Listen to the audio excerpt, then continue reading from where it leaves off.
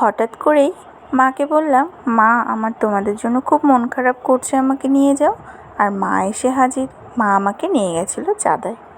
না, এখন আমি যদিও শ্বশুরবাড়িতে এসেই ভিডিওটা এডিট করতে বসেছি।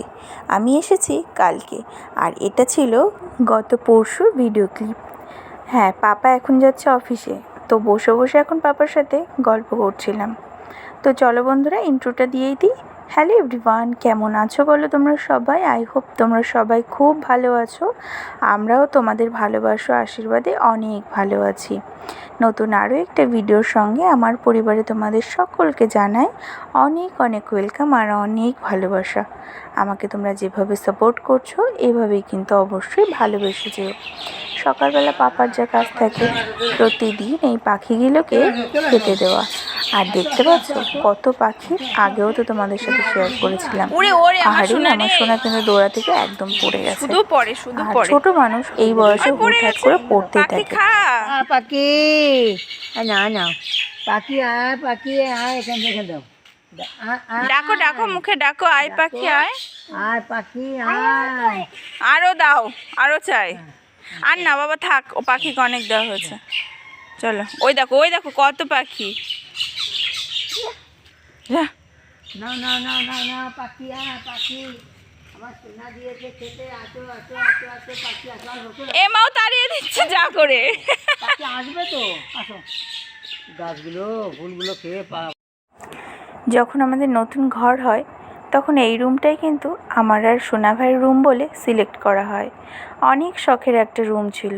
ওই যে যতই তুমি 10তলা বিল্ডিংয়ে ঘুরতে যাও না কেন, বাড়ি এসে তোমার ছোট্ট কুটিরে যখনই ঢুকবে না, মাইন্ডটা দেখবে তখনই ফ্রেশ হয়ে যাবে, সেটাই তোমার কাছে স্বর্গ মনে হবে। ঠিক তেমনই আমার ঘরটাও ছিল আমার কাছে স্বর্গ।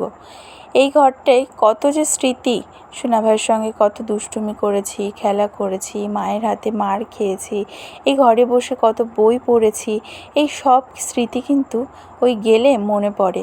আর তখন কিন্তু ওই ঘরটা বারবার ঘুরে দেখি, তাই বারবার তোমাদের সাথে শেয়ার করি। পাপা এখন যাচ্ছে অফিসে। আর এই পাপার আসলে কি বলো তো, মানুষের কথায় বলে না, শখের দাম লাখ টাকা। শখ করতে আর অসুবিধা কোথায় বলো, কিন্তু জিনিসটা ব্যবহার করতে পারবো কি না সেটাই ব্যাপার। আসলে আমার পাপাকে এই বয়সে আসলে স্কুটি চালালে খুব ভালো হতো, ট্যাকেল করতে পারতো খুব ভালোভাবে। কিন্তু ওই যে বললাম পাপার শখ, আগে পাপার একটা ছোটোখাটো বাইক ছিল, তবে সেই বাইকটা ছিল সেকেন্ড হ্যান্ড। বারবার প্রবলেম হতো, বারবার অসুবিধা করতো সেই গাড়িটা।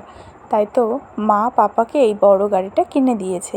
তবে বাড়ির থেকে সবাই বলেছিল স্কুটি কিনতে, কিন্তু না, ওই যে আমার পাপার শখ এই গাড়িই চালাবে। ঠিক আছে, তবুও কি পাপার বয়স হয়েছে তো একটু বাবার কিন্তু বের করতে গাড়িটা কষ্ট হয়ে যায়, আর গাড়িটা বারবার ঘরে ঢোকাতেও কষ্ট হয়। সোনাভাই বাড়ি থাকলে তো কোনো ব্যাপারই ছিল না, কিন্তু ও যখন না থাকে তখন পাপার একটু কষ্ট হয়ে যায়। দেখো বন্ধুরা কিভাবে, দেখো আমার মা আচার বানিয়েছে আর খুন্তি দিয়েছে আমার মা। তো দেখো কীভাবে খুন্তি চেটে খেতে হয়, দেখে নাও। ও ভানো, পাপা আচার ভানো, কই দেখি, মামামকে দেখাও দেখি কিরম করে খেতে হয় খুন্তি। খাও, খুন্তি কিরমভাবে খেতে হয়। আর দেখো আচার কোথায় কোথায় লাগিয়েছে, দেখো কপালে, গালে। ও আবার আমাকে খেতে দেবে। সোনাকে না এবার থেকে কর্নফ্লেক্স খাওয়াবো, আর তাই তো পাপাকে দিয়ে বাজার থেকে আনিয়ে নিয়েছি। এত পরিমাণে কর্নফ্লেক্সের দাম, এই একটু কর্নফ্লেক্স দেখতে পাচ্ছ, এটার দাম নিয়েছে 150 টাকা। আর এক প্যাকেটে বললো অনেকটাই দাম নেবে, কি জানি পাপা কোন প্যাকেট দেখেছিল। যাই হোক, প্যাকেট দেখে মনে হলো দোকানদার যেটার থেকে দিয়েছে সেটাতে কিন্তু অনেকটাই ছিল, এখানে কিন্তু বেশ খানিকটাই ছিল, যার জন্য 150 টাকা দাম নিয়েছে। তো বন্ধুরা, সকাল থেকে তো ফেস টু ফেস এখনও কথাই হয়নি তোমাদের সঙ্গে। সোনাকে এখন ঘুম পাড়িয়ে দিলাম, এখন সময় হয়ে গেছে ঘড়িতে 10টা 40। তো আমি এখন যাব স্নানে, আর স্নান করে এসে পুজোটা করে নেব। তার আগে ভাবছি ঘরটা আরেকবার ঝাড় দেবো। সকালবেলা ঘরটা মুছে নিয়েছিলাম, অ্যাকচুয়ালি কালকে হঠাৎ করেই চলে এসেছি।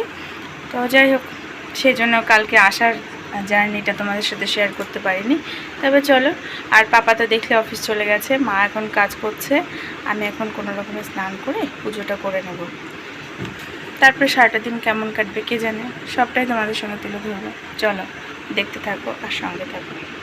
এটি হলো পরের দিন সকালবেলায়, মানে গতকাল। আর গতকাল বাড়ি চলে আসবো, বাবিনের পাপা আসবে আজকে নিতে। একটু চিকেনের রান্না হয়েছিল, যার মধ্যে দিয়েছিলাম চই ঝাল। তারপরে সেই চই ঝাল কেটে নেওয়ার পর ভাবলাম বাড়ির জন্য কিছু নিয়ে যায়। এখানে তো সবসময় কিনতে পাওয়া যায় না, আর কিনতে পেলেও চই ঝালের দাম কিন্তু নেয় প্রচুর। তাই তো আমি কয়েকটা চই ঝাল কেটে নেওয়ার জন্য বাড়ির গাছে চলে গেলাম। আম গাছে যে চই ঝালগুলো হয়, সেই চই ঝালগুলো কিন্তু বেশি টেস্ট হয় খেতে, বেশি ঝাঁঝালো হয়।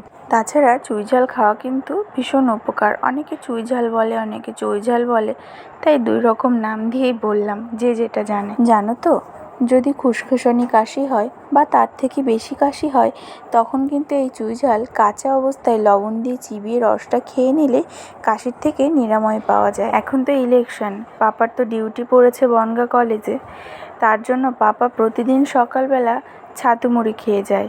পাপা কালকে রাত্রে এনেছিল মিষ্টি দই, যেহেতু সুগার তাই অল্প দিয়েই মাখিয়ে দিয়েছি মুড়িটা। ছাতু, মুড়ি আর মিষ্টি দই দিয়ে মুড়িটা রেডি করে দিলাম, তবে পরিমাণটা ছিল মুড়ির অল্প। বাবা যে কোনো কিছুই এখন আর বেশি খেতে পারে না, যেহেতু সুগার আছে, তার জন্য কিন্তু কন্ট্রোল করে চলতে হয়। এইদিকে দেখো, মা আজকে ইলিশ মাছ ভেজে নিয়েছিল, তার কারণ মার বাবাই আসবে, তাই তো পাপা ইলিশ মাছ, পুঁটি মাছ, তারপরে চিকেন, এগুলো অ্যারেঞ্জমেন্ট করেছিল। আর মা করেছিল সাথে ঘাটকোল বাটা। তবে পুঁটি মাছটা আমি বললাম আজ আর ভাজতে হবে না, যদিও বাবাইকে ভেজে দিতে চেয়েছিল, তার বাবাই বলল না মা আর ভাজতে হবে না, যা আছে এই দিয়েই খেয়ে নেব। আর তাছাড়া প্রসেনজিৎ একদম অল্পই ভাত খায়, যার কারণে ওর ওই বেশি আইটেম হলে খেতেই পারে না একদম।